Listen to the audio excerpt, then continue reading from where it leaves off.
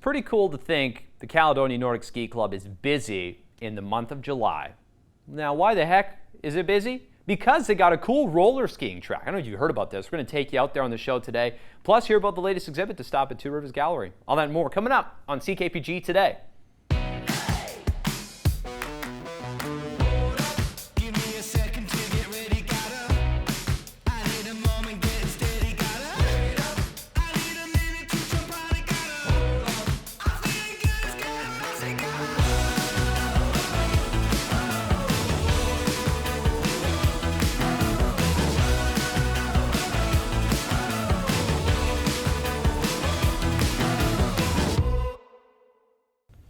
Really excited to welcome a special guest into the studio today, and a special guest of Prince George, courtesy of Two Rivers Gallery. We got Yue in the studio with us today. Thank you so much for making the time to come and chat. Oh, you're welcome. I'm really pleased that I got invited here. Yeah, no, it's great. First time in Prince George for you. Yes, yeah, first time. How's it been so far? It's great. Well, I arrived late last night, so I didn't really get to see the city. But the gallery staff has been so kind and showing me around this morning, and we walked here. So awesome. Good. Well, that's a good start. So I guess, let's address like what we got on the table here first, because this is super cool. A little bit about what you do and why you've come to Prince George. One piece of it, anyways, is for a musical rattle making seminar that's going to happen. Tell me a little bit about what we got in front of us here today. Okay, so I'm gonna run this workshop for families and activity hands-on, and pinch pot is the most easiest and simplest way of approaching a method to construct a structure for ceramics. So that's why I come up with this idea, thinking about utilizing the pinching method to do the musical instrument. And for those who don't know, what is the pinching method? How does this go? Okay, so you can, usually have a lump of clay, stick your thumb in there, and you start to pinch. And as you pinch, the wall becomes thinner, the structure getting a bit bigger, and you can construct many of them, and then later on assembling them together to construct a larger structure. Okay, so this one, I mean, they're all like that, but this one for me, like my eye went to it and went, wow. When you brought this into the studio, I couldn't believe my eyes here. And this is probably what, like 20 pieces, over a dozen pieces for sure. Yeah, like every little thing, structure, it's a pinching. Even the center part is a larger pinching parts that I assembled it together to form a base structure. Oh, wow. And how many hours do you think one of these takes? Oh, I don't remember, but a few hours. Well, probably for beginners, if you don't have enough time, 2 hours will probably allow you to do a few and assembling it together. Okay, and then some of these examples you brought today too were done by students, you were saying? Yeah, like some of these are all done by the students, and as you can see, some of them are really successful, that they make sound. That's awesome. And of course, with the different thickness and the volume inside, it sounds differently. Oh. Right? Some has a little bit higher pitch, some lower, and they're oh yeah, you can hear it. I don't know if you can hear it on TV. I can hear it in the studio a little bit. Yeah, like little bit. This is a bit dull. Yeah, a little, okay. Right? And I think this is because the volume inside. Oh, really light? Yeah. It doesn't have enough space for the clay pieces in there to move around. Oh my goodness, I was going to shake that, but I was scared to because that's awesome. Okay, so by the end of your workshop on August the 1st, you're going to have a symphony. Yes, yeah. Everybody can dance around and then start to shake. No, not really, because we still have to go through firing and decoration. So people can do it at home. Right. Not right away. When we finish it, there's no sound. Well, one day there will be. And so for those wondering, the workshop is actually full on August the 1st. But what you can still do is maybe catch Yue when she comes back to town one day, or check out the exhibition. Tell me a little bit about that as well. Sure, yeah. I haven't done solo exhibitions for the last 10 years. Wow. And so this exhibition is kind of featuring the work that have been done for the last 10 years between my residencies at Delta International Residency in Medicine Hat, Alberta, and then also some of the residency that I do in Jingdezhen, China. So each, like all these different residencies influence other, the way how I think and process my work.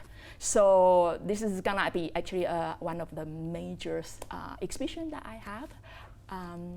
For the last 10 years. What is it like to be an artist for you? What do you love the most about it? It's actually the excitement of looking at your work in a beautiful setting space. And Two Rivers Art Gallery, it's gonna be one that when they invited me, I was so happy. And looking at the space online, I was like, yes, I want to show my work in there. Easy decision. That's right. Yeah, I was like, yes.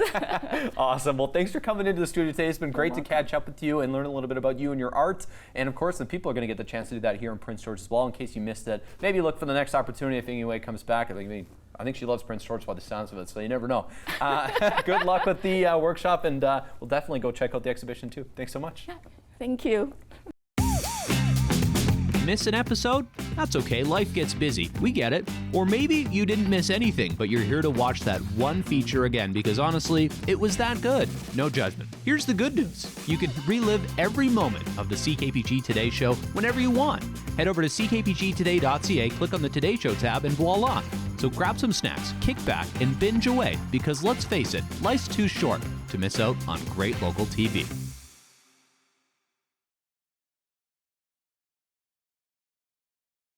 Standing on Highway 1 here at Otway, this is actually the new paved roller skiing trails. This is a dream about a year ago or a few years back, and it's finally a reality. There's kids from all over the province, actually all over the country, coming here to learn how to roller ski, to put their practices into perfection here on the course, because there's probably a future Olympian or two standing behind me right now. We're going to meet some coaches and meet some athletes today on the show.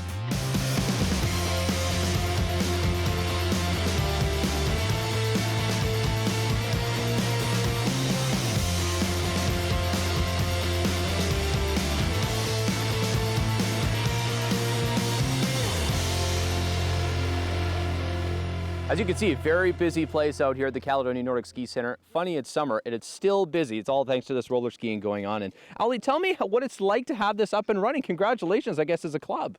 Thank you. Yeah, we're super excited. The track has worked out really, really well. We have 5 different teams here this week. We had squads here last week and then a roller ski camp the week before, and it's just been nonstop all summer. And we've had fantastic feedback about how great the track is, and it's got some good technical features on it, and everyone's having a great time, and we're very grateful that we have this facility here. Yeah. And it looks like the weather's turned too. Yes, it's been fantastic. Cross our fingers for that. Yeah, we're finally got rid of the rain, so yeah. Okay, and now I feel like there's no better person to say this is a good facility than a 2-time Olympian, Emma Lunder. Thank you so much for making the time to chat with us as well today. How does it feel out here? Yeah, I mean, it's been 15 years since I was in Prince George, so I'll say the venue is like amazing compared to very different. Yeah, I had a chance to ski the other day with some of the girls, and I think just having something like this where we can bring camps from all across Canada and utilize an amazing roller ski track, a great range, it's going to be a good event. How much of an advantage is this for an athlete to be able to roller ski in the summer? It's huge. I mean, almost any European would have access to a facility like this. So there's only several in Canada, so to have one in Prince George is a huge asset. Yeah, I heard the only other one in BC is in Whistler. Yeah, correct. So, yeah, pretty rare. And then what are your words of wisdom to the athletes out here? I mean, it's actually quite a hard course. So I've been telling them to like pace themselves, make sure they have some energy left for the last climb, and then to have fun. And I hear bucket hats also. Mandatory for coaches. I like, well, Ali, you missed the memo here. You got to order yours. Yeah, I do. Awesome. Okay, so for people wondering, watching this, how do they, is there camps available for the public? You got to watch if you're a member to register for this kind of stuff? The roller ski track is open to the public at any time. Obviously, when there's athletes training, you have to pay attention to the signs, and our mountain bike trails do cross the tracks. So there's like gates across there to remind people to stop and look before they cross or to go a different way. But it is open to the public, so anyone can use it. And then if you want to bring your team here and organize a camp, then you just need to get in touch with our club, and then we'll get you set up, ready to go. I guess the one thing I was noticing is there's a bunch of arrows here. So is it like the rules of the road? In some places, yes. In some places, no. There's a few like two-way sections, but mostly it's like one directional. Okay. And then the arrows just help when you're like going as hard as you can and you might not make the corner. Yeah, you want to not do that. Okay, we're going to talk to some kids next and find out their thoughts. Thanks so much, Allie and Emma. And yeah, keep these words of wisdom going. We're looking forward to seeing some future Canadian Olympians out here at Alway. Thank you. As you can see, yeah, there's a lot of coaches having fun, and athletes are too. We got Tobin and Oscar with us today. And Oscar, you're from Prince George. What's it like for this to be open in your own backyard? It's so awesome. It's a great training opportunity, and it's super nice to have the paved roller ski track for practice. It probably beats the gravel trails that you had to, run before? Is that how it worked? Yes. Yep. Definitely a lot better. And now, what is it like to be out here with us? We're going to talk to Tobin in a second. You're from Vancouver Island. You got not only athletes from Prince George, but all over. Yeah, it's super awesome. It's great to see a full range again with a bunch of people from like Alberta and Vernon and all that. Yeah, I think it's great. Okay, now Tobin, you're from Vancouver Island. That's right. Is this your favorite part about Prince George? It is, 100%. Yeah, it's a great training spot. Love it here. And I heard you say it's better than Whistler? I think so. Some better hills, wider course. Yeah, okay. I like it here. And now, what is it, hearing the words of wisdom from the coaches, we got Emma Lunder, two-time Olympian. What is it like to hear the coaching from people like that? Yeah, it's amazing. It helps our training and helps our journey to grow and get better and at the sport, and having coaches like that, it's awesome.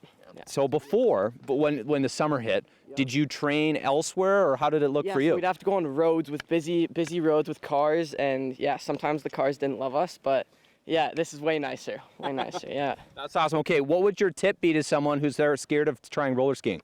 Ooh, just time on roller skis. That's the best thing you could possibly do. Okay. Just get your balance up, and yeah, that's all it is. Okay, Oscar, I noticed you're pretty good at this. Tobin, you are too, but how do you stop? Is it easier to stop than it looks? No, not really.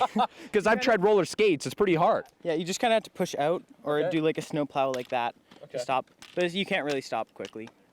It's, yeah, I mean, I guess there's a reason you guys are wearing helmets. You guys, you probably try to avoid falling at all costs, is that? Definitely.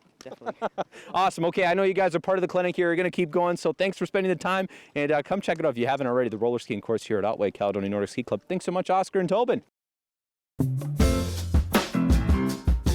All right, folks, time to look at today's submission in Post Your Pet. And we have Kaylee Funk's cat, Princess Pearl, today. And I don't know if I've ever seen a cat love the river as much as Princess Pearl looks like she loves it in this photo.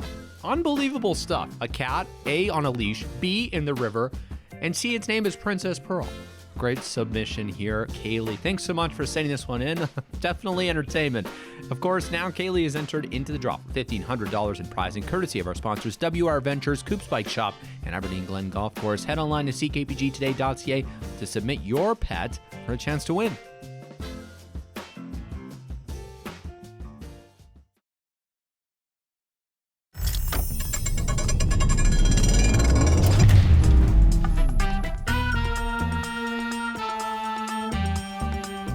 One of the ways you can treat yourself is by coming to the Current. And now, it's not only women that can come here, men can too, because they got a barber on site. Shemaine, we're gonna meet her today on the show and show off some of her skills with a guy who has some great hair as well. Torrin is gonna model for us. Great hair, trust me, you'll see what I mean when we get in there. All right, let's check out and see what's going on in here. Inside where the magic happens here at the Current now with Shemaine, the new barber on site. And well, thanks for making time for us. You excited? Yeah, I'm excited. It's fun. Showing off what you do, really. How long have you been barbering for? I've been barbering for over 12 years. Wow. Yes. So that's a lot of faces and hair and beards, and you've seen it all. I've seen a lot. All right, well, we got the model in the chair here. You can see he's got a nice beard. He's ready to clean it off of his face today. I don't know, what else do you got planned for us, Shemaine? I think I got a pretty good idea. We'll let the magic happen here and follow along. And yeah, I'm excited to see what you do, because I mean, it's one thing to do, you know, your own hair at home with the, you know, like COVID people did, but having it done professionally, I'm curious to see the masterfulness that you're about to show us. So Thank you. I'll let you get to it.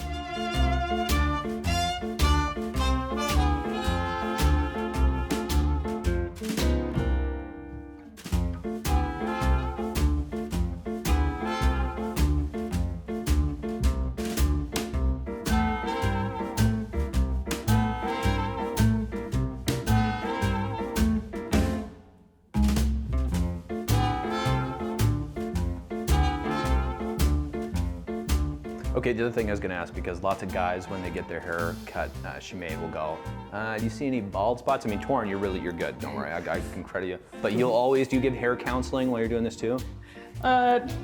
Sometimes, yeah.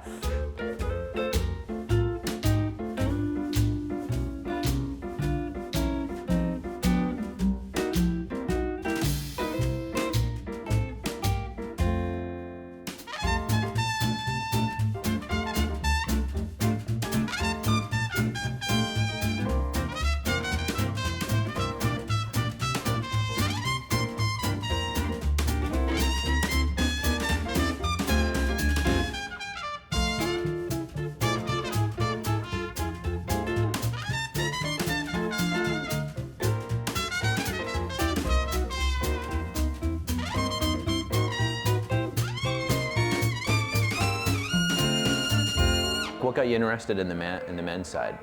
What did it? Just focusing on cutting hair. Okay. Less of the styling, more of the cutting. Yeah. Gotcha. Because yeah, is it like a totally different ball game, right? Or is it? I don't know. Well, styling kind of has, like, plays into it to some extent. Like, how are you going to style it? Yeah. But I suppose, like, the difference that I've noticed, because I learned how to hairdress in hairdressing school, and then I went and had an apprenticeship with a barber, and I kind of had to unlearn a lot of things that I learned in hairdressing school to cut hair the way that I do.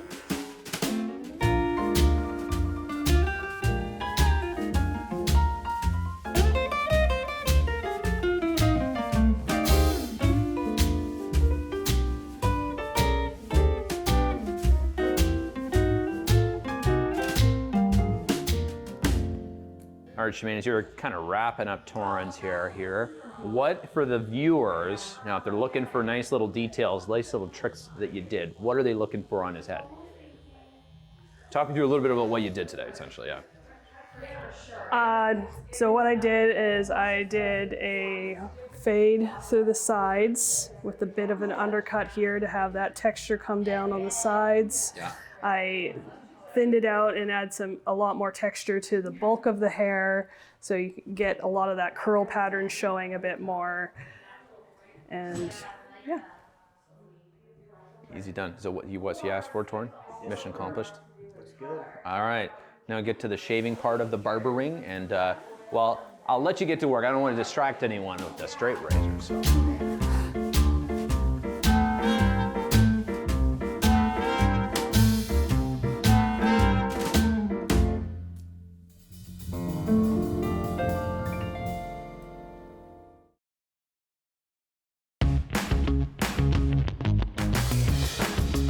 Hey there, got an idea or suggestion for the show? Reach out and connect through our social media or send us an email at letstalk@ckpgtoday.ca.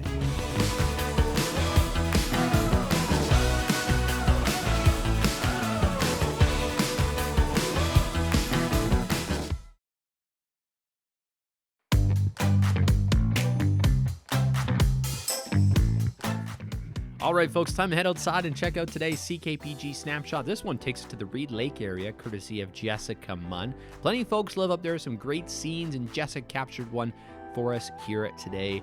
Yeah, nice summer days here. Looks like the field's getting ready for harvest here. Jessica's showing off today. Thanks so much. Yeah, if you have a snapshot, send it our way. Snapshot@ckpg.com is our email, folks.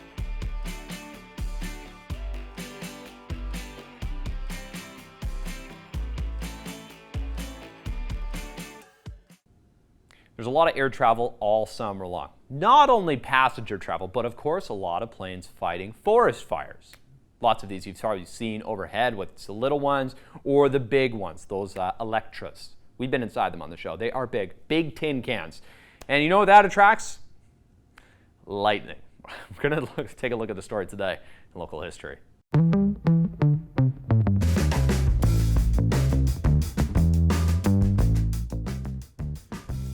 Looking skybound today in 1999, the Lockheed Electra was part of a headline here. What are the chances? Yeah, got struck by lightning. Imagine being aboard this plane. It's a good thing these Electras, they still fly them to combat forest fires, of course. The only people on board are the pilot and the spotter, pretty much. Otherwise, it's just tanks, so. No passengers to scare away from the lightning. That would be frightening. But there you go. A little look back today in local history.